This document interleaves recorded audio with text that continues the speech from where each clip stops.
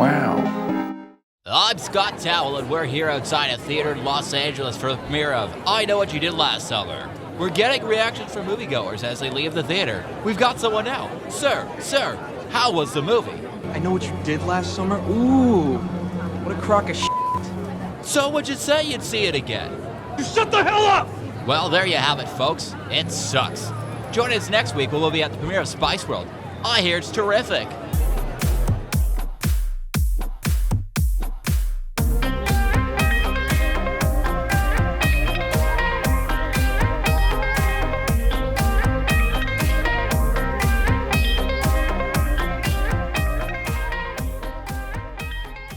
Welcome to another episode and the third year anniversary of Good Times and Bad Movies. I'm Paul Ireland. Joining me as always is my lovely host, Tim. I'm gonna hook you! Morrison. How are you, sir? I'm great, Paul. Thank you for that. I'm not going to hook you. No, totally not. Welcome back, Paul, and happy anniversary. Thanks, man. Happy anniversary to you too, Tim. Thank you, bud. Thank you. I know it's been a minute. You know, it's nice to hear your voice again, I gotta say. You're back from the dead, metaphorically speaking. Your computer has brought you back here to the podcasting realm, and it's great, man. It's been a lonely experience, I gotta tell you, hanging out without just myself the last little bit. Oh, man, this was killing me. Not having a computer that works, but I finally got a new computer, and my old one is sitting in the closet. I've been thinking about taking it to, we got a place here called the Rage Room, where you can you can take any kind of appliance or piece of machine and take it and just beat it up and smash it. So I might be going there pretty soon. If you do, please, can you honestly video that? Because that would just be chef's kiss for this channel. It'll be therapeutic. It'll be therapeutic for what I went through with it. Yeah. Just, you know what? Because honestly, I'll just dub that over with the Office Space music. You know what I mean? But no, I'm super glad to be back. This feels I know we've taken breaks before, but this feels like one of the longest ones we've had. I know, this was definitely a kick in the pants, it felt like. It's just so long in between episodes, but I'm glad we're back, Tim, because this week, we're back again. We're doing our 30-year anniversary. We're rounding it up with Columbia Pictures' I Know What You Did Last Summer from 1997. And man, I gotta tell you, this is, growing up as a kid, I know I mentioned this because we did, if you haven't listened, folks, if you're new to the show or whatever, you just haven't made that far back, we have done I Still Know What You Did Last Summer. You know, we thought, well, let's skip the first one, because we both liked it, but after doing the second one, honestly, I was like, why not do the first one? Because it's really fun. And that was one of our most successful episodes, too. It's a really good one, yeah. And I actually, I said it way too many times. I should have used more adjectives other than just fun. It is really fun movie, but, there's a lot more to this that I really enjoy as well. So this is just going to be a good, we're going back through memory lane here on this one. And I think this is we're just going to have a lot of, I don't want to say fun. We're going to have a great time, okay? Oh, for sure. Yeah, and, I got to tell you, Tim, this growing up, again, I was 10 years old when this movie came out, and I saw it for some reason because my parents just were had no filter for me. So, good or bad, I watched this movie as a kid, and it's just always stuck with me. And, again, now we're in September, just coming out of the summer. The whole aesthetic, the warm summer stuff, the town, you know what I mean? The soundtracks. It's kind of why I like Lost Boys as well too. It's got that endless summer sort of vibe to it, just by the sea, and it just hits all the right notes, I think. Yeah, I just love these 90s movies, the 90s horror movies, especially the ones later, the second half of the decade. You just can't go wrong with these. We get another movie again. I think that Freddie Prinze Jr. might have made the most appearances in our podcast now. He must, right? Yeah, it's funny because you think this is a bad movie podcast. You have Steven Seagal or Gary Busey or a bunch of Neil Breen movies, which for obvious reasons, I guess we'll never get back to that again. Yeah, we may not ever do that. Unfortunately. Yeah, that's all right. I won't subject you to any more Neil Breen movies. He does have a new one out. It's called something about the Legend of Cade or something, and it looks just tremendous. Yeah. We could talk about that one. Yeah, maybe one day I could convince you to do that. Probably not, but that's okay. But yeah, for some reason, FPJ is just, he's an all-star on our podcast for some reason, and I know it honestly, just a little behind the scenes baseball for everybody. It kind of started out as a joke that I was a fan of FPJ. But the more we do this podcast and stuff, I'm like, he was in some good stuff here. She's not all that, I kind of like that. Yeah, he was the best part in most of these movies. That's right. It's right. He's a smiley guy. He's a nice guy. And it's just I love this movie. And it's really funny, too, because in this movie, I noticed, like, there's FPJ, there's SMG, JLH, yeah, Sarah Michelle Gellar, Jennifer Love Hewitt. Everybody in this movie basically has 3 names that they need to know, that you have to know about. It's very important that all of their names are in their credits all the time. Anyways, maybe we should give you a little synopsis of this movie in case you've never seen this before, folks. If you've never seen I Know What You Did Last Summer, let's hit you with a little synopsis. 4 young friends bound by a tragic accident are reunited when they find themselves being stalked by a hook-wielding maniac in their small seaside town. What a very succinct way to explain a convoluted movie, Tim. Oh, because this gets confusing. I feel like I'm going to definitely have to ask you every now and then if I'm understanding some things correctly. Yeah, I took a lot of notes for this movie, and mostly it's just because I had to remember the plot. And honestly, I'll tell you right now, folks, I've seen this movie easily 50 times in my lifetime. And it's still hard to figure out what happens in this movie. You know, it's like one of those things you type into Google, and I Know What You Did Last Summer, and I swear, like, the top thing that comes up with I Know What You Did Last Summer is who was the killer? Because everybody is like, what's going on in this movie? And again, if you haven't listened to I Still Know What You Did Last Summer, don't listen to it yet, folks, because we explained this movie in the first 5 minutes, and I don't want to give it away to you, you know? And that was hard. I remember preparing for that, and that was very difficult. It's like that Charlie meme from It's Always Sunny in Philadelphia, where he's got the little crazy board with the little lines and stuff going Pepe to Silva. it. Yeah, it's too much. This movie is too much, man. You know, but it's great in a fun way. So what do you say, Tim? Why don't we get into this? All right, let's go, Captain Hook. All right, get your rain slickers and sharpen your booger picking hooks. All right. So this movie starts out in the small town of Croker. I believe it's called Croker. I just know it's in Southport, South Carolina, but we're going to call it Croker because there is a festival going on. But before we get there, we are zooming over the coastline of this place. And it's just big rocky embankments and cliffs and lots of waves. And there is this song playing that I had to double check my ears. And it's actually a cover of the song Summer Breeze by Seals and Croft. Most people would recognize it as like the ending song from Dazed and Confused. Only this one, they have this a horrible cover version of this by... Typo negative. Yeah, it's like... Anyways, it's just very gothic, and it's just like, Summer breeze makes me feel fine. Blowing through the jasmine in my mind. Dun, dun, dun, dun. It's just awful.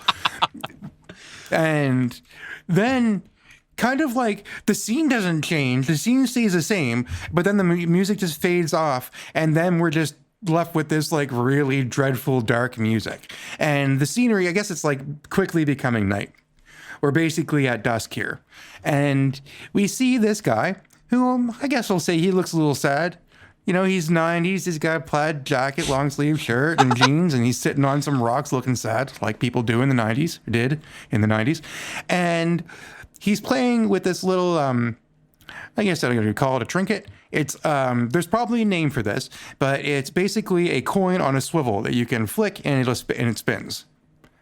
I don't even know what's written on it. Can you see it? It says "I love you," I believe, Tim. Yeah. This is like something that you would give, we're going to foreshadow here again. This is something that you would give somebody if you had like a girlfriend or something. This is like, you'd give them a little locket kind of thing. I think that's kind of what this is. Like it looks like it's part of a necklace, you know? And you're right. This man is just sitting here looking very contemplative, and he's drinking a little bit too, it looks like as well. Then we hear a big bang, and we look up, and the fireworks are going off because it is the 4th of July weekend. And in this town, they have what's called the Croker Festival. And we've left the coastline here, and now we're going to meet some of our main characters, starting with Sarah Michelle Gellar. Her name in this is Helen. And Helen is runner-up for Miss Croker. This is basically your run-of-the-mill Miss whatever pageant. You're right, Tim. So she's on the stage here. SMG is on the stage here, and she is competing in this pageant to be the Croker queen of the town, whatever that is. I don't know what that is. I guess you're just the hottest chick in town, basically, is what that's supposed to be. The hottest chick in a one-horse town. Take that as you will. And also, we see in the balcony now that JLH, Jennifer Love Hewitt, in this movie, who plays a girl named Julie, FPJ, playing a guy named Ray, and Ryan Philippe. Freddie Prinze Jr. Yeah, that's right. And Ryan Philippe playing this guy named Barry. So Barry is dating Sarah Michelle Gellar, whose name is Helen in this movie. And Jennifer Love Hewitt is dating FPJ. And this is the first little bit of dialogue we're going to get here. Can I just play this for everybody, Tim? Absolutely. I had no idea her breasts were so... Dude, she does these exercises, pump them up. Guys, hi. I'm on sexist overload as it is. Kill the commentary. All right. Well, these are pageants. This is...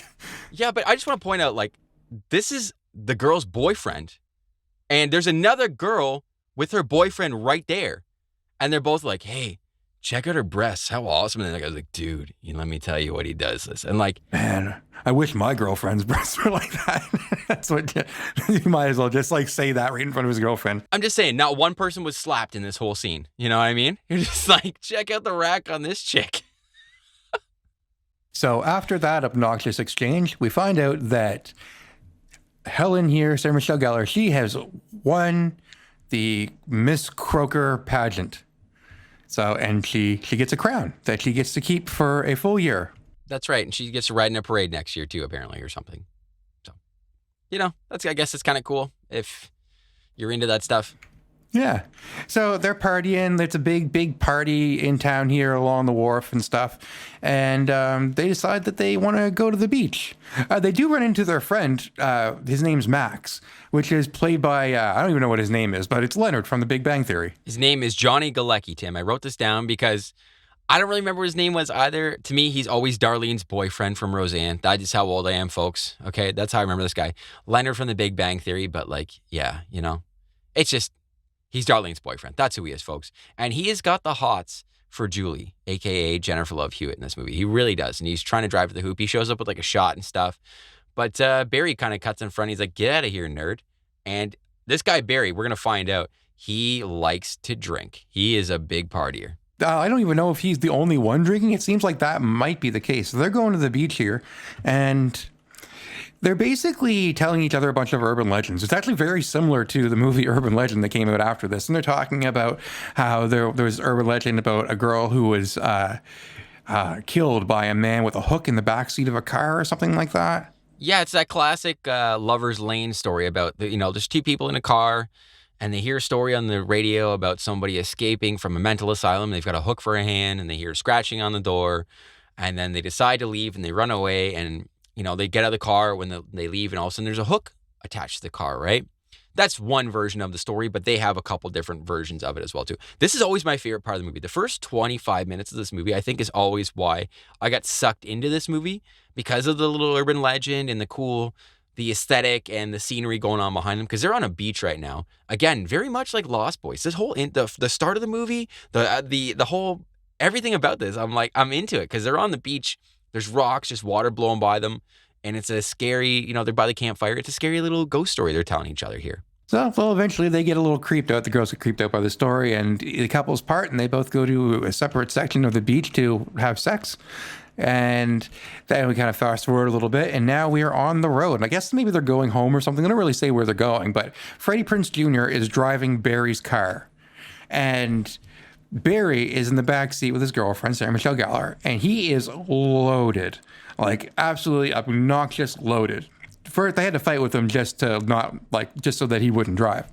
So anyways, they're driving down the road here, and Barry decides he's going to get wild here and ascends his body through the sunroof of the car and is just kind of basically doing I'm the king of the world, Leonardo DiCaprio, through the sunroof of a car going down the highway. And while he's doing it, he drops his quart of whiskey or whatever it is. And it drops into the front seat onto Freddie Prinze Jr., who is very distracted for a moment. The music is blaring. It's kind of chaotic. And then out of nowhere, they just hit somebody. Jennifer Love Hewitt sees the guy at the last second. She's like, watch out. And they hit this body. He flies up, hits Barry. He kind of, because Barry's sticking out of the car at this point. And they kind of do a little bit of a 180 swerve slide in the road. Yeah, how this did not take this dude's head right off, I don't understand this. You know what I mean? Because the physics of what would happen here, again, like, I'm not a scientist. I've been kicked in the head a lot and blah, blah, blah, all that stuff. Not smart, folks. But I just feel like if you're flying down this winding hill, if you hit a deer or a person doing like 60, like, you're toast. If you're sticking out the top of this window, it's over. And they don't really know what they've hit right now. They kind of swerve around. They're like, oh, crap, what was that? They're like, maybe it was a deer. Maybe it ran off. I don't know. But all of a sudden, Jennifer Love Hewitt starts screaming. And she realizes there's a boot. And they're like, it's a fisherman boot. Or like, just like a rain boot, we'll call it, actually, I should say. It's a rain boot. And they're like, we've hit something. Like, this is a person. It's got to be, right? So they go down the street, and what do they see? It's a bloodied up, messed up body laying there on the side of the road now. Yeah, so bloody and messed up they can't even see the face of this person to make out who it is. However, he does have a tattoo on his arm that says Susie. That's true. That is very true. That's very true, Tim. They see that, and they're like, oh, man, what do we do here? And they start thinking now, like, maybe we should go to the cops. Well, I mean, obviously, Jennifer Love Hewitt is the voice of reason in this. Try and be the good person, tell everybody, like, hey, we need to go to the cops. We need to report this. It was an honest mistake. Ray, you were driving the car there. FPJ, you're sober. You're fine. Everything's okay. Like, we should just tell the police. And everyone's like, no, this is not happening. Barry's like, I'm drunk. They're going to blame me. It's my car. We're all going to go. We're all going to be in trouble. And even Ray remarks that, like, this is manslaughter. Like, he's like, we're going to get in big trouble for this. And he's like, Julie, you've got a scholarship to university. Your life is over if you do this right now. We need to get rid of this body. That is what their thought process is. And you don't understand, in the heat of the moment, you'd kind of almost be like that, I feel like. But, ultimately, I feel, sidebar here, folks, the right thing to do is fess up and tell the cops. Definitely the right thing to do is to call the police. But this is an interesting scenario. It's late at night. Anybody could be coming down the road at any minute, so they need to make a decision like really fast. And through a lot of fighting and mostly Barry losing his mind, they decide that they are going to dump the body somewhere in the water and hope that the current takes it out to the ocean. It's fun, Tim. It's really funny, again, that you mentioned Barry losing his mind here. Again, because through this movie, that is kind of what this guy does. He just goes off the chain. And I've actually put together a little supercut for everybody so you can kind of get a sense of what we mean when we say Barry, quote, freaks out a bit. So let's play you a little clip, guys. Ellie! Don't you nod your head, you fucking say it! We take this to our grave! Let me hear it! You shut the hell up! Don't with me, Max! Honestly, I hate to say it, but I love that. You shut the hell up! Oh, it's crazy. He reminds me, if any of our listeners watch It's Always Sunny in Philadelphia, the way Dennis just snaps sometimes and goes off, that's the way Barry acts all the time. Yeah. I don't know if it's the drinking, if it's the guilt from murdering somebody, or a combination of everything, or just, him just being a general dick in this movie. But this guy, he is just a horrible person to every person he meets in this movie. I don't know why Helen is dating this guy. Like, SMG is she's better than this. Come on. And I think he's made out to be like just a crappy person. Like, he's your stereotypical rich kid, snobby little rich kid from a wealthy family, that kind of thing.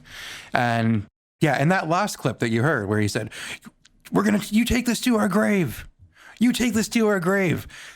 He grabbed Jennifer Love Hewitt by like the chin and throat and like leaned her against like a wall and was like screaming at her because right before they go to the wharf, their friend that they saw earlier, Max Leonard from The Big Bang Theory, he comes driving by and is like, "Hey, what's up?" But before he manages to get to the spot, they kind of huff the body over the guardrail, and Barry here kind of leans over, pretends that he's vomiting because he's covered in blood, and they obviously look really suspicious, but they just say that they've had some car trouble and may have hit something, and kind of just leave it at that. And he seems satisfied enough and moves on his way. Then they go to this wharf, and they have the body laying there, and this is where they notice the Susie tattoo, and they decide to push the body off. Just as they're about to push the body off, this guy wakes up. He's not dead. He wakes up, and he reaches up and grabs Sarah Michelle Gellar's newly won crown, the Miss Croker crown. He grabs it and manages to fall into the water with the crown. Barry, being, the great person that he is, he's like, this isn't right. I've got to dive in there and get that crown. not save the person. This person, they just realize that this person they hit is still alive, and they're more concerned about getting the crown back. So he goes down there, and for whatever reason, this guy is just like floating straight up at the bottom of this part of the sea here, the wharf, beside the wharf. And he goes down and he kind of like fights with him. They have a little tug of war, and he gets the crown. He goes up and gets back on the wharf, and they're like, all right, well, I'm glad we got that back. Yeah. Yeah. Barry's just like, okay, we're going to agree that this is just therapy now for the rest of us, for the rest of our lives. We're not going to tell anybody. That's it. We're going to take this to our graves. That's when he grabs Jennifer Love Hewitt. He's like, you said it! Take it to our graves! And like just squishing her face like Adam Sandler does in Billy Madison. He's like, stay young forever. But like the more intense, violent, psychotic version of that. And yeah, I mean, clearly it's evidence. And that's all he cares about. But again, another reason why you should call the police. This guy was still alive, you know? And not to spoil anything later, but I mean, like, this guy's clearly alive, okay? I wouldn't be that. Not that I would really go for trying to cover up a murder anyways, but I don't think I'd be so confident that he is totally dead since we just pushed him into the water and left him there after he woke up. Yeah, you're like, well, he didn't come out of the water for about 30 seconds, so, you know, this case closed. That's it. That's a wrap on that. The last part of this scene that we see is the camera zooming in, basically on the floor of the dock of the wharf here. We see the little coin swivel pendant, "I love you" thing that the guy was playing with earlier on the bank. So I think as a viewer, it's supposed to be implying to us that the person they just killed was the guy that we saw at the very beginning, very depressed before the fireworks just started. So now that's all over with. We are just going forward a year because, you know, this movie is called I Know What You Did Last Summer. So let's go forward a year and we'll get a reference to everything that just happened. That's right. And Julie is leaving college now. So Julie's got a friend, a college student. I'm pretty sure they parody this in Scary Movie. She's a black woman. And she just keeps coming up to Julie and she's like, Julie, we got to get your white ass out of here. We got to get your pasty butt out of here. Like 4 times. Comments that she is super pasty and pale and we need to get you some sun. Let's take you home. Which I like, once I saw that in Scary Movie, it was like hard to unsee that part. I was like, yeah, she does say that a lot. Like, what's up with this? There's a lot of things that I noticed that they actually made fun of really well in Scary Movie compared to this. But yeah, they really, I mean, this was still the 90s and a lot of Black people in horror movies, they, for whatever reason, their characters were really leaning into the stereotypical language. Yeah, you're right. That's fair. They died early and told you that you were really white and nerdy.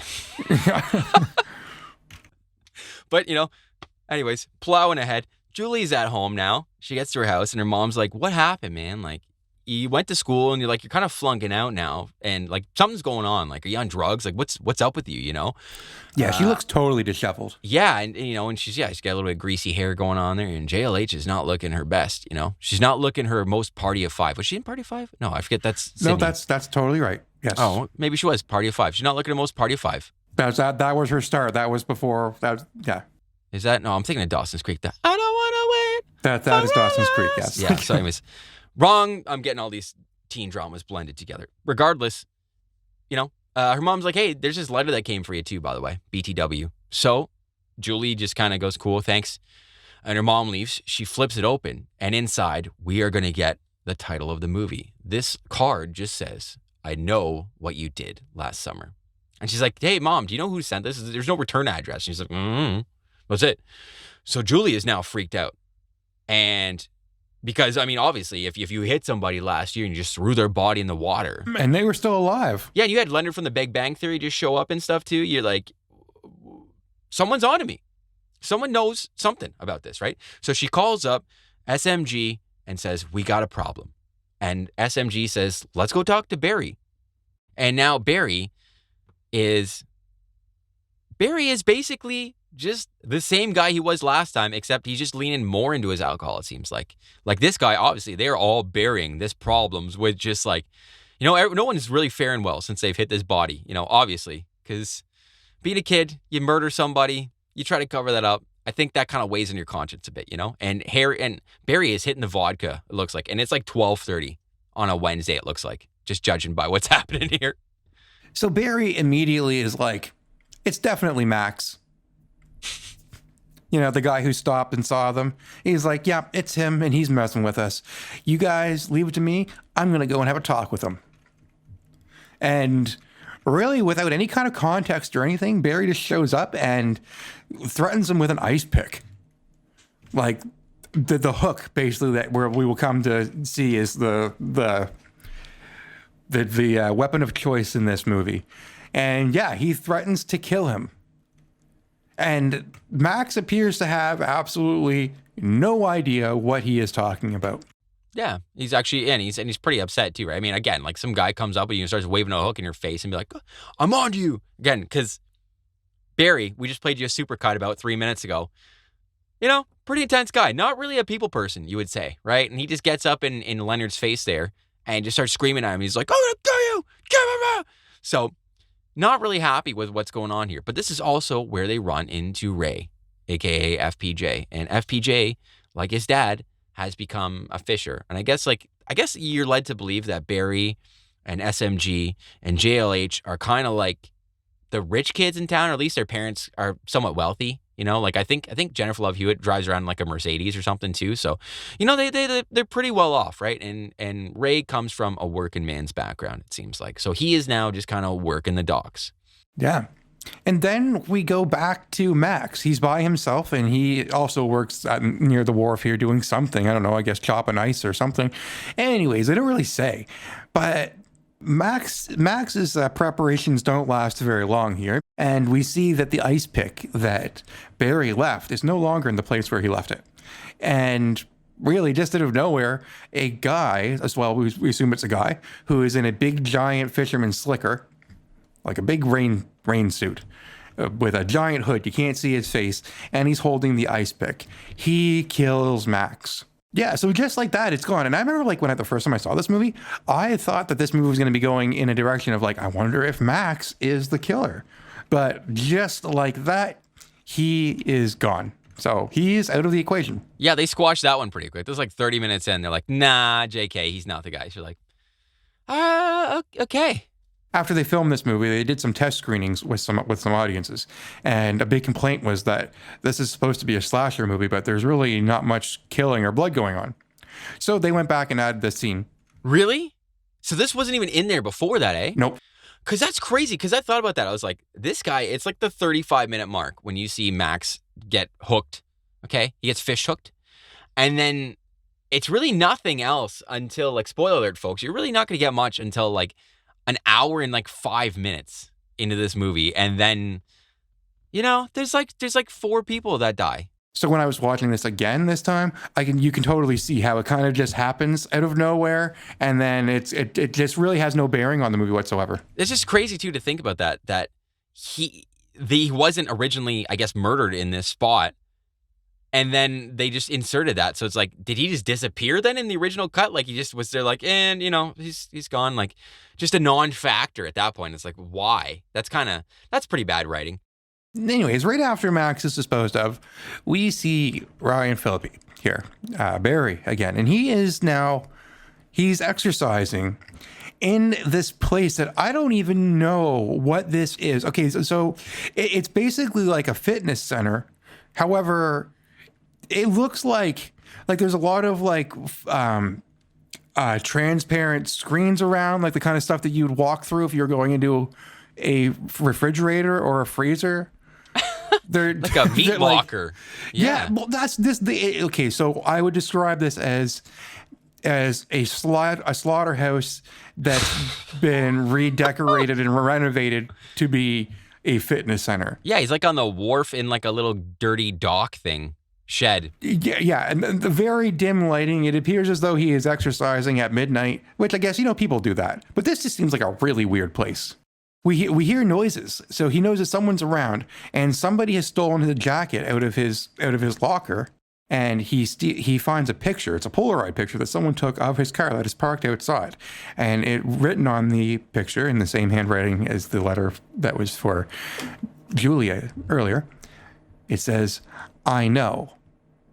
So he's like, okay, who's doing this? He immediately, like Barry does, he goes into rage mode. He is running around, yelling and hollering, getting angry. He goes to the security guard and he's like, did you see anybody come in here? And he's like, nope, nobody's been here, which seems impossible. Maybe this guy was sleeping or something. So he goes out to his car and there's somebody in his car and they drive off. So he's chasing down the street after this car, and the car kind of gets down at the end of the street, turns around, and now it's facing Barry and it chases him. So now he's running away from his own car. And they catches up with him and he jumps on the hood of the car, and the car just runs into a building. Well, not really a building, I guess it's a wall, and it goes through the wall along with Barry. He goes flying off the car and he's on a wharf now. That's right, Tim. This guy drives him through a building now by himself. Okay, smokes him. He goes through a wall, flying out the other side. Again, you think this security guard, Rusty, or whatever this dude's name is, with this paper, you'd come out hearing this ruckus. You know what I mean? Hearing somebody go through an actual wall, okay? But no, Barry is laying there on the dock now, and he's been wrecked hard. You just got smoked by a BMW through a wall, dude.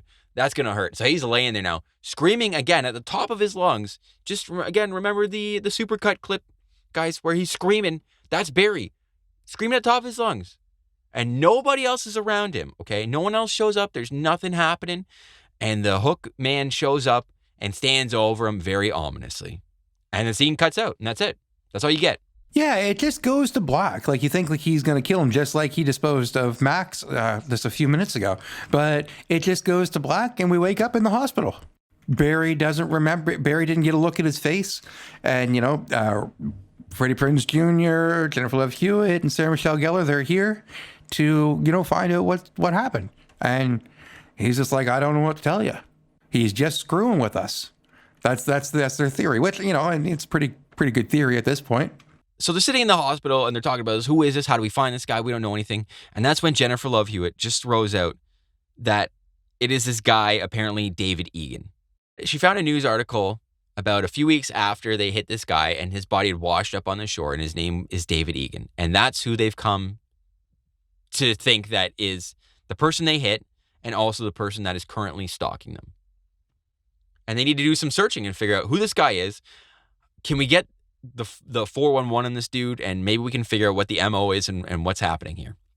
So they go to their 1997 computer and get the AOL dial-up and start not really Googling things. I guess Googling things at that point. There was no Google back then. Netscape. That's right, Netscape. They Netscape things at this point. And they find out that David has a sister named Melissa, and she lives out in the sticks somewhere maybe, and they're going to try to find this girl and talk to her. So when they do their little Netscape dial-up, cursory search of everything, they also find out that 2 years before, David Egan was driving in a car with this girl, Susie Willis, who is supposed to be engaged to. They got into an accident. I guess David was drunk, and Susie dies in the car crash. And apparently, again, this is in this same town that these people live in, that Helen and Sarah Michelle, or that Helen, Jennifer Love Hewitt, all these people, they all live in. And the whole town apparently blamed David for this car crash and said he did it. And Helen goes, I remember that. Okay? You remember that.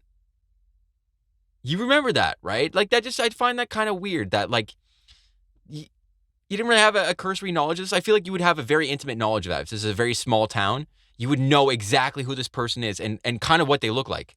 And if you saw that article and that revived your memory, you would think that when you actually hit somebody with your car, you killed somebody in a car accident a year after that happened, that would have revived your memory. But it didn't. Yeah. That's what I mean. Like, they should know about this stuff. They should know who these people are, I feel like. Because they don't know who Susie is at this point. They're like, who is this girl? Like, and again, not to, like, there was some tragic things that happened in our small town, Tim. And I'll tell you, like, those were years ago. I still remember those people's names, okay? Like, and it's like they were, and like, even when I left the town and things happened, it's like, I still remember those people's names, okay? Because it's such a small town and you're so intimately connected with these people, So they are led to this cabin out in the woods. I guess it's like a home, but it's like way out in the woods. Every place seems like it's out in the woods here. It's David David's sister. She's still alive. And they just have some questions for her. And they find out that he committed suicide. Allegedly. Yeah, allegedly. And they're a little bit perplexed by this because, and they're like, well, we're pretty sure we hit him with the car. But, whatever. And they're like, so maybe they're thinking there was someone close to David, like maybe one of his friends or something. So like, did he have any friends? And like, his sister's like, no, he really didn't have any friends. But after he passed away, there was this one guy that stopped by. His name was Billy Blue. But I've never seen him again. Never heard of him. Haven't seen him since. Which clearly sounds like a fake name. If your name is Billy Blue. It's your last name is Blue. That's not true. That rhymed also. So that's probably correct as well, I feel like. That's my general rule in life. If it rhymes, it's true. Yeah, so they're like, Billy Blue. Well, that's interesting. So they go back out to the car and they're talking about it. And then there's just like this really ridiculous jump scare where David's sister kind of just like slams the window and is like, hey, yeah, you forgot your smokes. I'm like, oh, okay. Oh, geez. You just sit in the car and someone comes up and pounds the window and goes, hey, you forgot your cigarettes. Does that no? Outside of a horror movie, is that normal behavior for anybody? No, it's not. That's the answer. I always hated that jump scare. I was like, that is so cheap and crappy. And again, but it's in a movie. They're like, listen, no one's died in like 20 minutes. Should we just have her smack the window? That'd be a loud noise, right? I find like in horror movies, jump scares are the cheesiest, weakest, cheapest scares you can do. Because all it is just, you just go quiet. And then you just do that. Because it's like, and anytime it happens in a movie, I'm like, okay, here comes a jump scare. And you're just always bracing for that, So Jennifer Love Hewitt and Sarah Michelle Gellar decide that it's time to go home. They've had enough for this day. And we see Sarah Michelle Gellar at home. Her father is just like entranced with watching baseball. Doesn't really even acknowledge her when she walks in. And she goes upstairs and we get another jump scare where her sister kind of just comes out of nowhere. And they talk a little bit about how, her sister wants her to come to work in the morning. And Sarah Michelle Gellar is like, I can't. I'm obligated to do the Miss Croker pageant parade because I won it last year. And that's a tradition. The winner of the previous year goes into the parade until they crown a new Miss Croker. So anyways, she's like, no, I can't go to work. And she's like, kind of like looking at her hair. And her sister's like, I can't remember what she says, but she basically just insults her hair. And Sarah Michelle Gellar's like, whatever, I'm going to bed. While that's going on, we basically see our killer here, the guy in the fisherman slicker with the hook. He's just walking through the house. Really, really quietly. He walks right past the father who is watching baseball. He goes upstairs to Sarah Michelle Gellar's room, and he seemingly hides in the closet. And then that's when the sister comes out and makes fun of her hair and whatnot. And then Sarah Michelle Gellar gets in bed, and she goes to sleep. And kind of just like with the whole Barry scene a little bit ago, you thought that she was going to get killed or something was going to happen, but nothing happened. It's the next morning. Sarah Michelle Gellar wakes up, but her hair has been chopped up. And not like really, really bad. He didn't like shave her head or anything like that, but he kind of lopped off a whole bunch of like the bottom locks of her hair. Yeah, he gave her kind of like a little bob cut. I feel like that's scary. I mean, I guess if you're a girl, especially with someone as vain as Sarah Michelle Gellar in this movie, yeah, you kind of, I guess that would send you into some sort of horror. But again, this guy's just screwing with these people. But I always had a question. Here's what I thought, Tim. Do you think he took off his rain boots when he came inside to sneak in there? Or like, how do you think that worked? No, he kept them on. You think so? I just feel like you wouldn't be able to really sneak in rain boots. That doesn't seem, maybe they're a little wet. See, you're just assuming that they're wet, but it hasn't been raining at all. I suppose. I wonder if he wears like hip waders and it's just the boots on them, so it's just part of the pants. So maybe you can't even take off the boots if you wanted to. And they might be really soft. That could be it too. Or maybe he puts on there's little booties he could put on them to soften it. I just feel like, they're not really quiet, is all I'm saying. I don't know. Well, he is very quiet because he is sneaking around. As a matter of fact, as soon as she wakes up and screams, the first thing she does is call the cops. No, of course not. No one's going to call the cops in this movie. The first thing she does is she calls Julie, Jennifer Love Hewitt. And she's like, you got to get over here. This happened. So she gets out of bed and hops in the car, and she is speeding her way. She doesn't get really far. She's going down the street, and she hears these noises in the trunk. And she's like, huh, that's weird. So she pulls over. She goes around the back of her car. She opens the trunk, and we see Max in there from earlier. And he's dead. And there are these crabs like all over him. Like there's got to be like hundreds, like maybe even 1,000. He's like covered in these crabs. She screams and runs away until I think Jennifer Love Hewitt and Barry show up, and they go back to the trunk. Like this seems like, I dare say, like not even a half hour has passed. This seems like a matter of minutes to me. She runs into the room and sees Sarah Michelle Gellar, and Sarah Michelle Gellar comes out with this weird like 90s kind of like Erykah Badu hat on and stuff. And they open the trunk, Tim. And what's in the trunk? Nothing. Nothing. There's nothing there. In fact, it is so clean. It's like nothing was ever there. It's bone dry. You think you'd have a body in there with crabs that would be wet? You would think that there'd be something that would be even wet.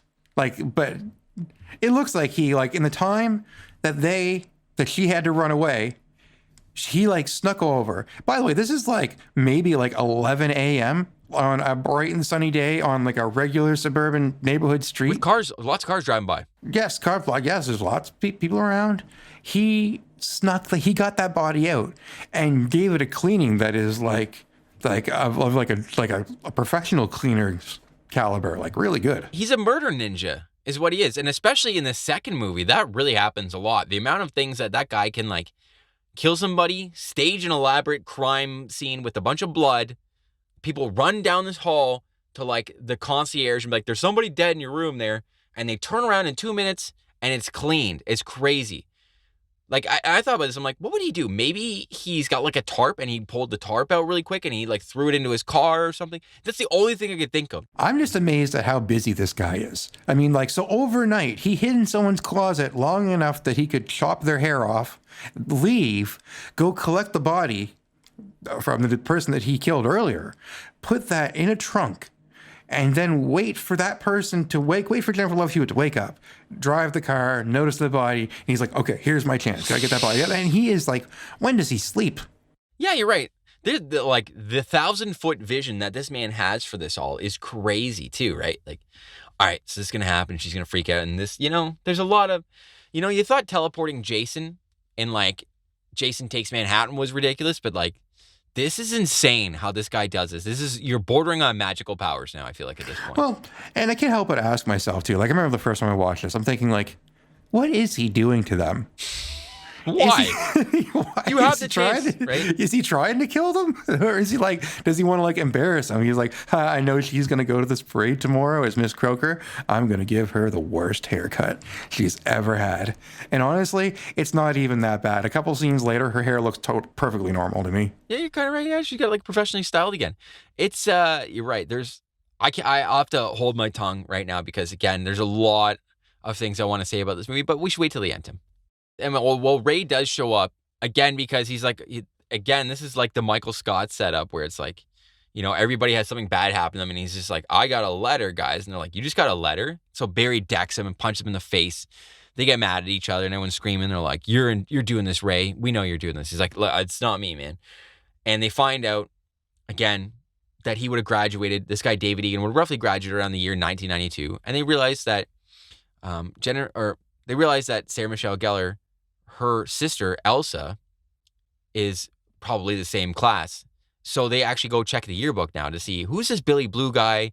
Can we figure anything out there? Or at least get an idea of maybe is this somebody that, can we see who this person is? So with this yearbook in hand now, they kind of split up because the parade's coming up here. Sarah Michelle Gellar is like, I got to go do this parade. I got to go sit on this float. I'm going to have Barry kind of sit there with me as my bodyguard and keep an eye out for this creepy fisherman. And Jennifer Love Hewitt says, I'm going to go see Missy and maybe I can get her this yearbook and maybe she can put a face to Billy Blue. Meanwhile, Jennifer Love Hewitt goes back to see Anne Heche at her weird Texas Chainsaw Massacre house. And she pulls out the yearbook and she goes, "Do you see this Billy Blue guy in here?"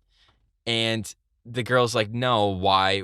Like, what's happening here? What do you want? You know, like, why you keep coming back here, basically?" And so at this point, this is when Julie kind of admits, she goes, "We actually plowed into this dude last year. Just letting you know, FY. We're the guys that murdered your brother." You know, kind of a weird thing. Because again, this girl has it like a flaying knife in her hand too, which, you know, that's a bad time to break that news to somebody. Again, you're in the middle of nowhere. You're like in Deliverance looking scene here. This girl's got a knife. And you're like, "I killed your brother." Just letting you know. But it's funny because Anne Heche is like, "No, you didn't. He committed suicide. And I've got the letter to prove it. And I've hidden it from the insurance people." And she's like, "What are you talking about?" And so Anne Heche goes in this little murder shack and she comes out with this note, again, clearly with the same Sharpie writing that says, "I will always remember last summer." And to me, in my head, I'm like, this doesn't seem like a suicide note. This kind of seems like a threat. That's what that sounds like. You know what I mean? And also be like, you know your brother's handwriting. Does this look like your brother's handwriting? Because if it doesn't, I feel like that's also a red flag too, you know? Because maybe your brother wrote left-handed and maybe it was a little scribbly, or maybe it was like super bubbly and squiggly, you know, and he would never, you know? But she just takes it as, this is my brother's handwriting. And Jennifer Love Hewitt goes, "No, we hit him. I saw the tattoo on his arm. It says Susie." And that's when Missy goes, "He never had a tattoo. You're crazy. Leave me alone now."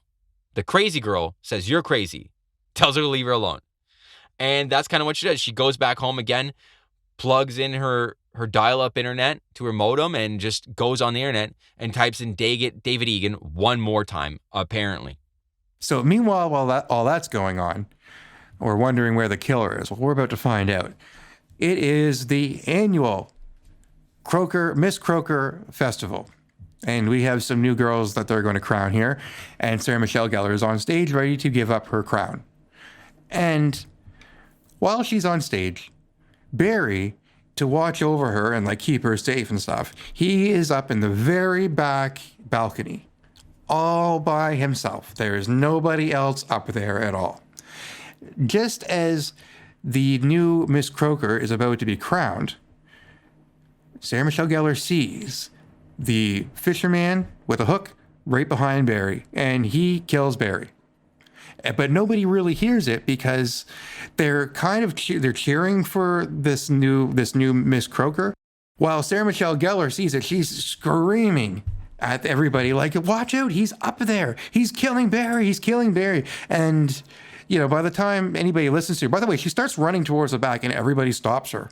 I'm not really sure why, because she's pointing like he is being killed. He's being killed. And they're like, "Girl, you calm down, sweetheart. Just take it easy." This always blew my mind, this part of the movie, and they're like, she just gets off the stage and just runs through the crowd, and she goes, "You got to help him." And all of a sudden, everyone just gets run, and they just stand there, and they're just like, what's going on here? Like, what are you? They're just like purposely being useless and stupid for no reason at all. Instead of, like, to me, the normal reaction would be like, this girl would be like, "Ah," and she'd run up the thing, and he'd be like, "That was weird.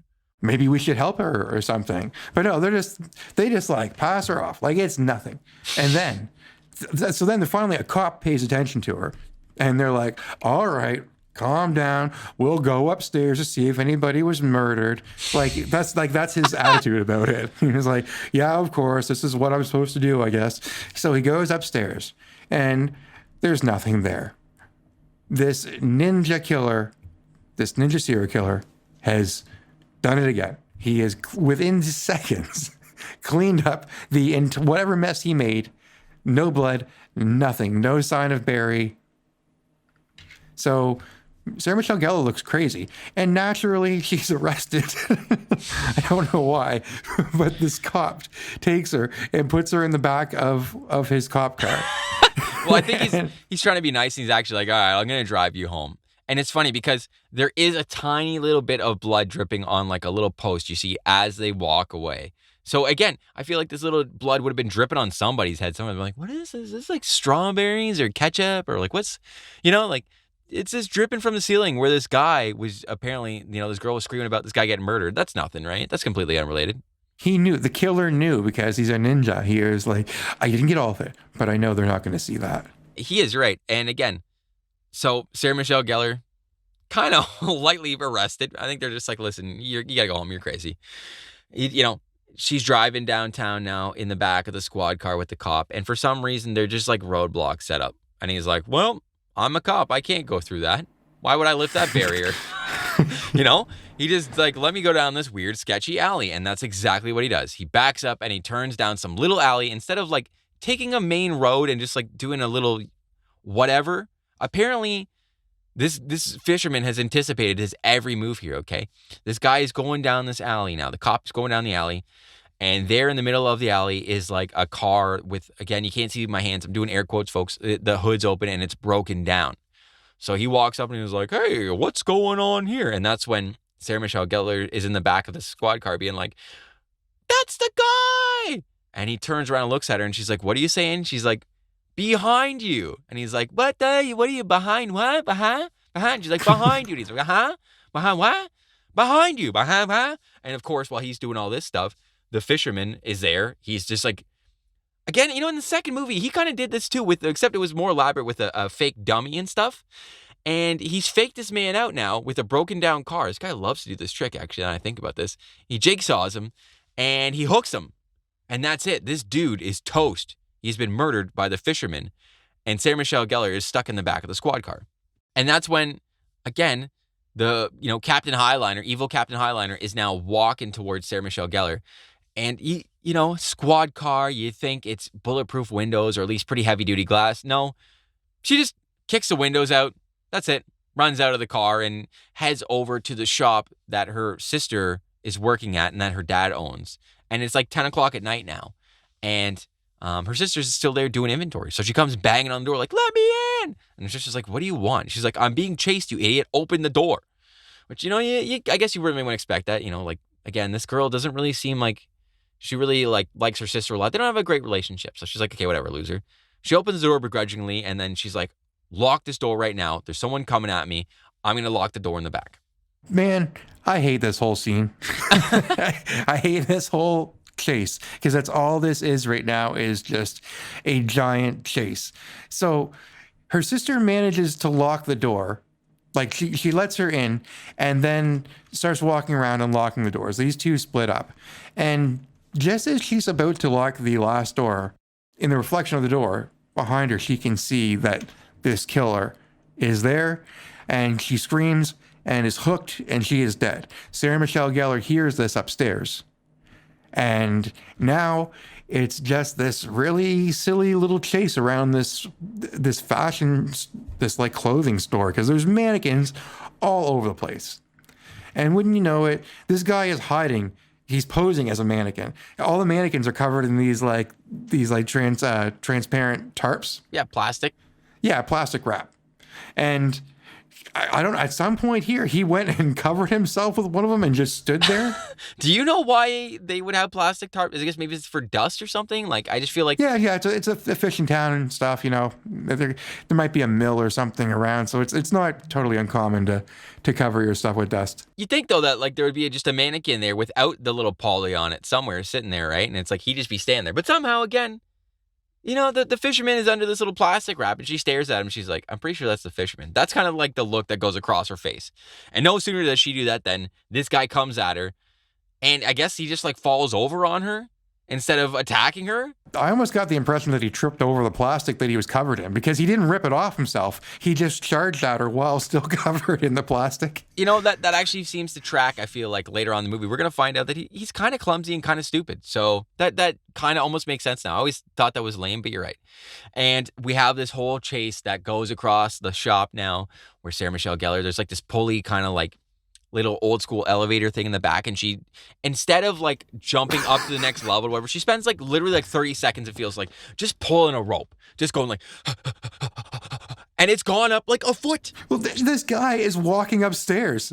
This guy is just calmly walking upstairs, and she is like working so hard pulling this rope to take herself upstairs. He's just casually walking up there to meet her. Yeah, I really feel like this guy is just having fun. He's like, I'll probably get her in a minute here. But she finally gets up to the top level and she gets to the window and she's just about to jump out and the hook man's coming at her now, and she jumps out onto like some dirty garbage or something, falls into like this dumpster, gets up now and starts like trying to limp down this alleyway, and she almost makes it to the parade where this crowd is walking down at 10:30 at night. There's a parade happening, I guess, in the middle of this town with like a marching band. And then all of a sudden, she gets hooked out from the side and it's over for Sarah Michelle Gellar. Buffy the Vampire Slayer is no more in this movie. Unfortunately, that's it for her. R.I.P. So again, when we last left Jennifer Love Hewitt, this was like 6 hours before this, it felt like, because it was daytime, like pretty, it's late in the afternoon, but it felt like it's like 3-4 o'clock maybe, right? So now again we're pushing, I feel like we're pushing 11, 12 o'clock at night. I don't know if she made any plans to meet up with Sarah Michelle Gellar or anything like that, but she just kind of runs around the town and just was like, just kind of shows up at the dock now. She's like, I don't know where my friends are. Maybe she just assumes they're dead. They don't really say that. But she's like, Ray, he's at the boats. Let me go see Ray. So Julie gets to the dock, sees Ray at his boat now, and she tells Ray, she just blurts out that there's a guy named Ben Willis, who's Susie's dad. And she thinks he's the murderer now, okay? Somehow she's found out through the same exact search engine. When she just typed in David Egan, not once, but now twice, okay? Apparently, now she's just discovered this dad, and she goes, maybe this would be the guy. The first time, it's not like she did any more curse research. It just feels like she just clicked on the first tab and was like, oh, here's this guy. And that's all the research she did. And now she finally went down to like the second article, and she found out this guy, Ben Willis. And I guess we're just assuming now that this guy is the murderer. Well, yeah. And when she sees that Freddie Prinze Jr.'s boat is named Billy Blue, she thinks that he is actually the killer, but I guess just ignoring the fact that she just discovered this guy named Ben Willis. Just making snap judgments on people always, like, what's up with that? She starts running down the dock now, and Ray's like, Julie, come back. And again, as she runs past this boat, Ray's coming to like try to talk to her, and this guy just like karate punches him right in the throat out of nowhere, just knocks him down. And you're like, what's happening? And she's like, thanks, I appreciate that, man. He's like, get inside my boat. Come on. Well, it's actually the guy's more like, get inside my boat. Come on, get in here. And you're like, that guy seems wholesome. He seems like a trustworthy fellow. Let me go inside this strange man's boat, And as she walks in there, she realizes she's walked into the lion's den, unfortunately, because all over the boat now is like newspaper articles about her and Barry and Ray and Sarah Michelle Gellar. Apparently, these people are just making the news constantly in this town of the last year. Well, and pictures. It's clear that this guy has been stalking them. Yeah, he has been all up on them. That's right. And this guy, can I just comment right now, Tim? He looks like Ernest P. Worrell. That's exactly how he's dressed. 1,000%. Yeah, he is. Like he's got the hat, the jean jacket, the pants. Like he's just missing like I guess I can't remember what Ernest had. It was maybe a beige shirt. I can't remember anymore. Maybe it was a blue shirt. But you know what I mean? Like it was a navy. I think it was like a light navy green shirt with the jean jacket vest. Yeah, like Ernest had like a jean vest, I guess. This guy has like a full jean jacket. He's more like a Canadian tuxedo is what we call it here, folks. That's what he's wearing. And he's a pissed off Ernest is what he is. And she sees the tattoo. He has a tattoo, Susie, on his arm. And as she's looking around, she sees more pictures and realizes that he is Susie's father. That's right. He says, I know what you did. And all of a sudden, yeah, she realizes now that this guy is the hook man. So she realizes that she is in danger, and now it is just another game of hide and seek. Oh, but this time on a boat, because Ben has decided to put this boat into gear, and it is gone. We're leaving the wharf. But as it's leaving, Freddie Prinze Jr. kind of wakes up, and he looks over, and he's like, oh, crap. So he gets in his little motor boat, and he's chasing this boat. Julie, you're right, Tim. She, goes in, the guts of this boat, down in the little, whatever you call it, the little fish hull or whatever it is.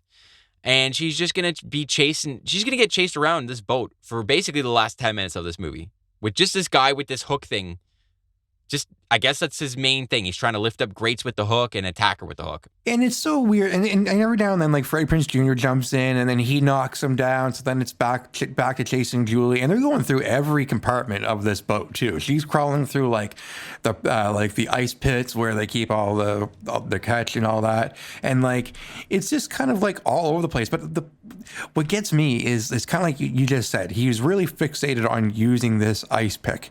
There are so many different ways that he could probably kill her on this boat. Just shoot her. And, well, yeah. And also, might I add, if I was her and I was on a boat and the boat started leaving the dock and I know there's a killer, I'm going to jump off the boat. Yeah. Yeah. I mean, that's it. Like, I would jump off the boat. I wouldn't just be like, oh no, and go down and hide somewhere that's in the boat. You jump off the boat, you swim back ashore. You're right. Because at that point, when the boat starts going, you're like 12 feet away. See, you could swim there. Yeah, clearly he's not invested in using any kind of weapons that'll, can that can launch things at you, like a gun or something. So I think she would have been safe, but she stays on the boat, and at some point here, she's too far away. So she's got to stay on the boat. She can't jump off the boat now. And she's just getting chased all over the place. And he keeps on saying stuff to her like, well, next time you decide to kill someone, you better make sure they're dead. And he takes his hook and he goes at her, but he gets his hand caught in like a fishing net. It's like the rigging of the boat or something. I don't really know what this is. It's like a rope. Yeah, and Freddie Prinze Jr. sees this and he's like, oh, okay. And he like looks down and finds this crank and pulls it, and he is just hauled up this giant thing. And basically the whole net and the rope is being mechanically wound up. And instead of, I think it wraps around his hand too, so he can't let go of the hook. So it takes him up. So he's going up, and his hand is severed once he gets to the motor, but his arm is still wrapped around this rope. So he is just wildly swinging all around this, like the mast, I guess. I don't know. He's just swinging all over the place until at some point he goes flying off into the water. Hilarious. Honestly, yeah.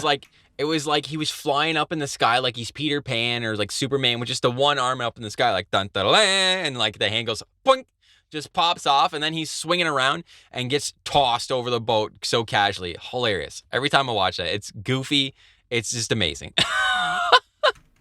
Yeah.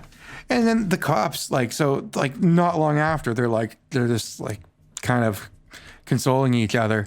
And the cops so can you think of any reason why this guy would want to hurt you or try to kill you? And they look at each other and look back at the cop and they're like, nope.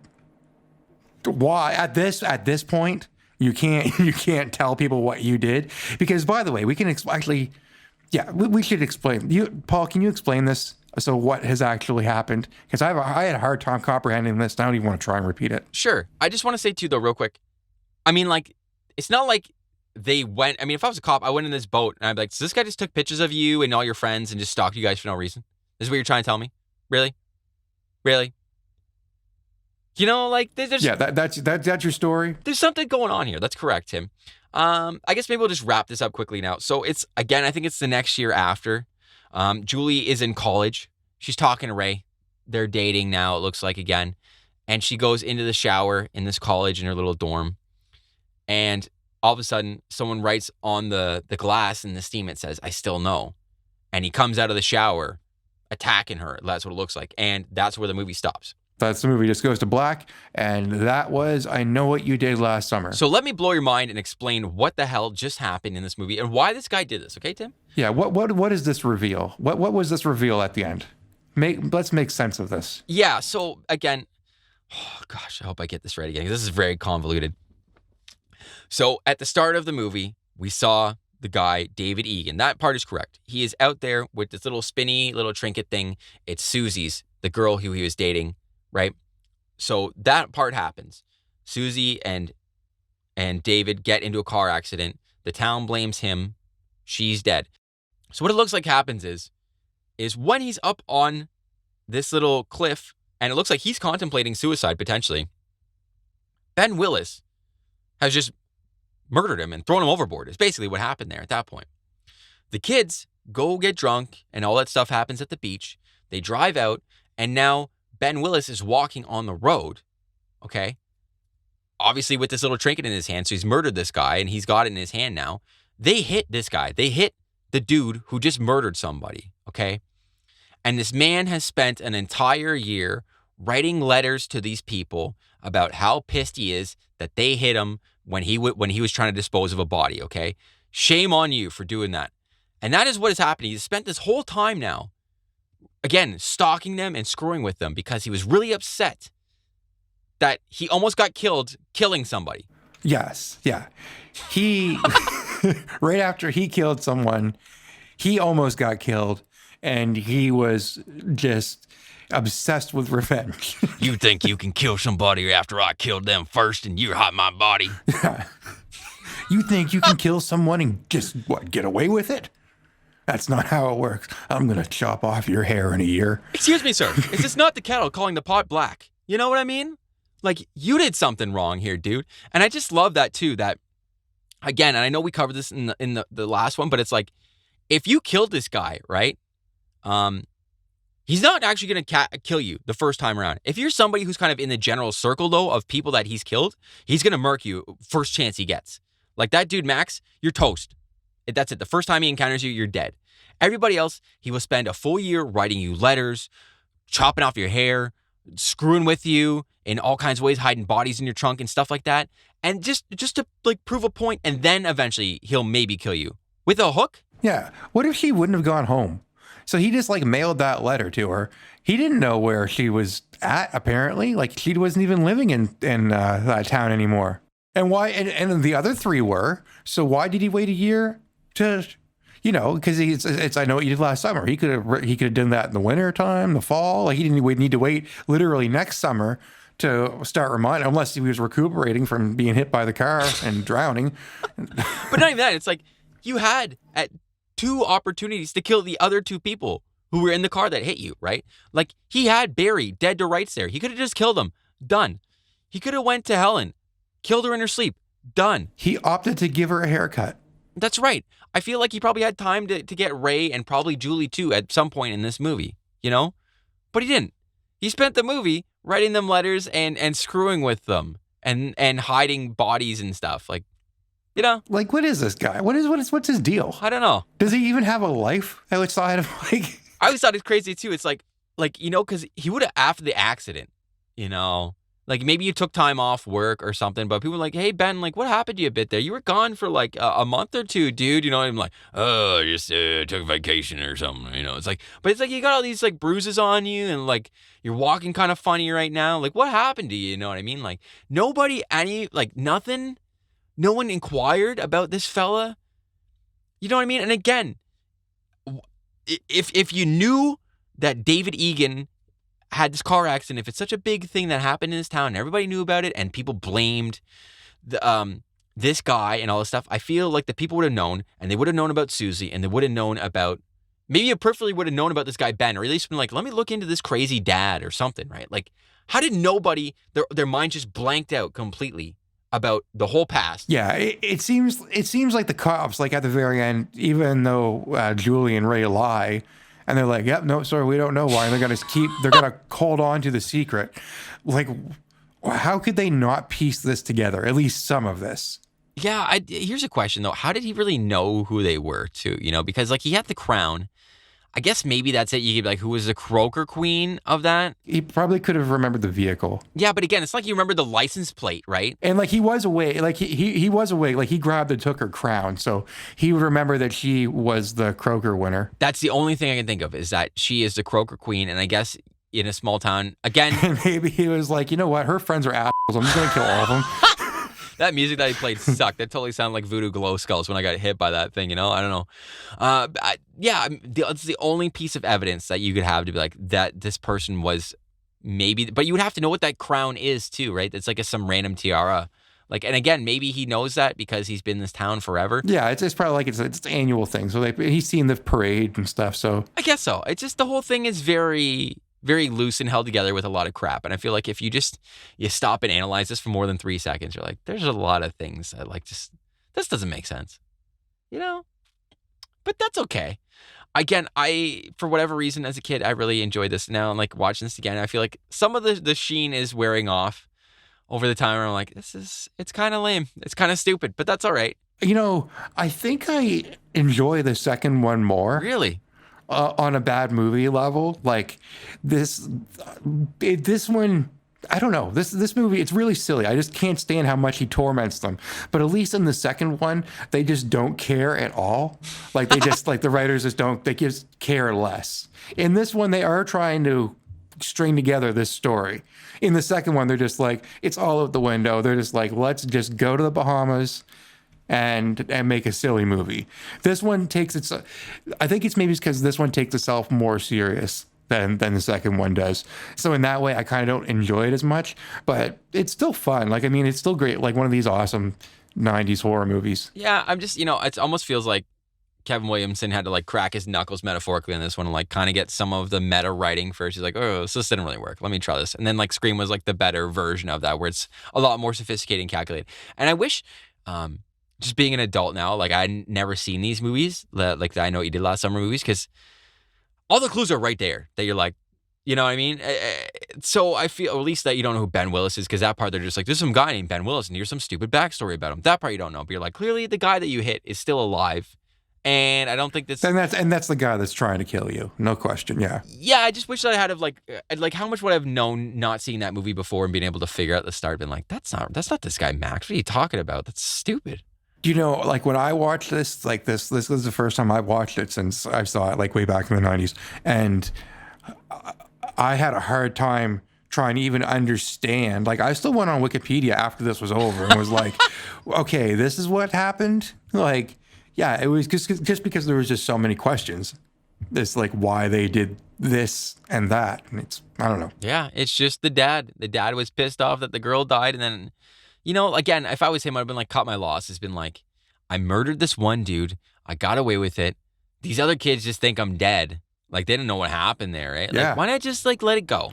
Because he's still you got away with it. Yeah. In fact, you got 4 other people that are sooner to get blamed for it than you are. That's right. Like, yeah, you just kind of got away with that. And, like, do you really need to do it? Because to me, again, I would have gone back to them. I mean, I guess it's just weird that he got thrown off a cliff into the water and the insurance company wasn't like, so that was a suicide, by the way.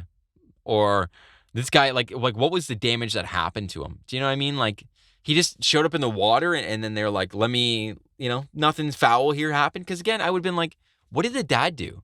Again, if he had been like, I'm getting letters, you could have prevented a lot of this too. Or you could have at least had the murderer a lot more sussed out quickly, been like, I'm pretty sure it's this guy Ben Willis. Like you should talk to him, And it's not like he's in any of the reports about like, he was really mad about Susie and irate or anything. They're just like, there's this guy Ben Willis and I think he's the killer. That's what you get. That's all you get. It is the most like parachuted in excuse I've ever seen in a movie in a long time. You're like, that's why I think if you were to watch this like with not going, you'd never guess what the ending is. Yeah, you'd like, who's, and I remember that too as a kid being like, what is this guy? And like, it always confused me as a kid, and it took me a long time to like understand what is happening in this movie. And again, this is before like the internet had like Wikipedia and stuff like that. So like, yeah, when you watch this back then for the first time, you just had to ask somebody else. Just like I do with you here. Yeah, honestly, being 10 years old, I was like, he's just a fisherman guy. I was like, that's all I get from this, really. That's why I was like, so it's not this other guy? I don't know. I thought it was that guy, David Egan, for a while. I didn't really get it. I thought it was Ray Liotta. I thought it was Freddie Prinze Jr. Yeah, that would have been an interesting twist, actually, right? He just like snapped from all the pressure or something, and maybe the guilt or something. Yeah, or maybe he like framed his friends again, like kind of like Scream, right? And he would have been like, he would like slightly hook himself a little bit to be like, I got attacked and it was Julie or something. Like, I don't know. One thing I think is cool, and I should have mentioned this earlier, but I just remembered when you mentioned Party of Five. Jennifer Love Hewitt and Nev Campbell were both co-stars on. Yeah, and it's kind of neat that they both left the show to make like pretty much the biggest horror movies of the 90s. Yeah, and then one's doing part 7 soon, and the other one's just, they did 3. The third one, which I haven't seen, which you told me about, which sounds terrible. We're probably never going to do number 3. That's a direct-to-DVD.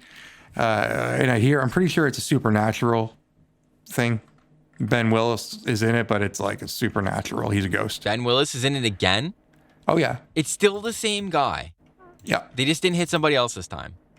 I'm not even. Yeah, it's the same setup actually. I can't remember what it is, but they do. It's another group of people, and they get in an accident and they think they killed somebody, and it's the exact same thing.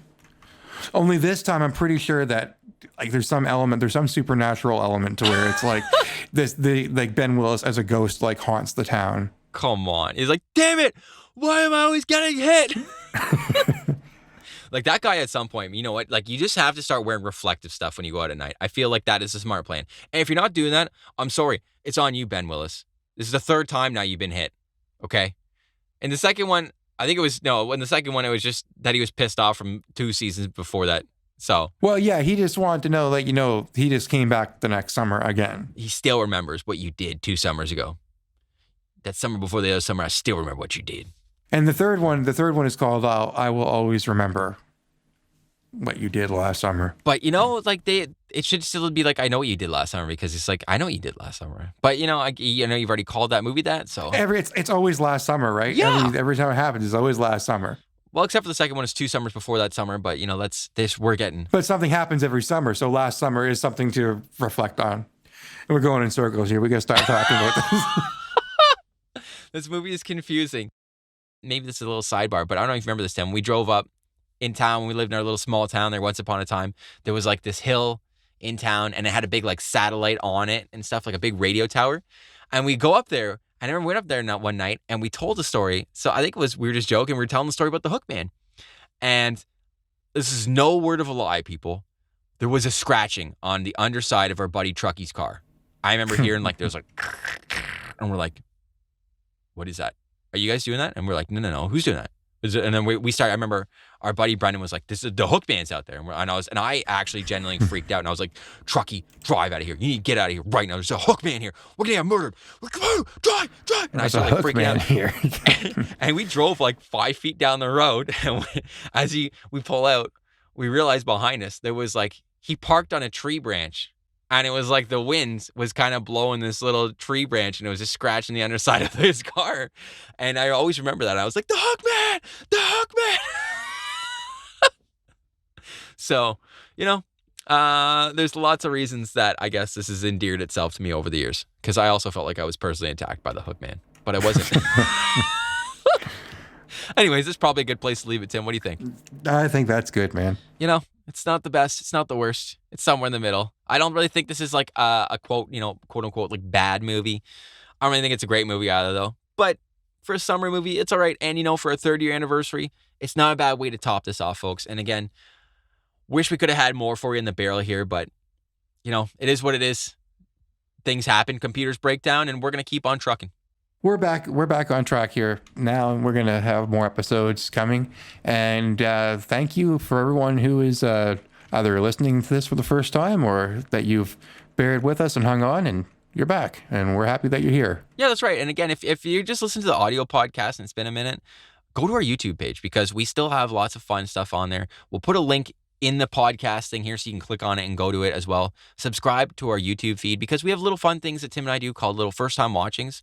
And it's just watching bad movies, putting them up so you guys can see our reactions as it is. And then we try to edit them down to like 15 minutes, And if nothing else, you're going to see a bunch of weird blow-up dolls getting shot by rockets and other weird, crazy stuff with Neil Breen and lots of just, fun, bad movies. So please check it out if you haven't. And to everyone who's been listening since day one and everyone who's just joined us along the way, thank you for the 3 years of just hanging in there with us or however long you've been here with us. We appreciate it. Tim and I do. We put a lot of hard work into this and it's fun and we thank you guys. So we love you. And that's it. Good day. I hope you've enjoyed the summer. That's right. We'll see you on the next one and watch out for the Hook Man. Well, I hope you've all enjoyed your summer and we're going to leave you with a little note from Julie, one of her best moments from the movie. What are you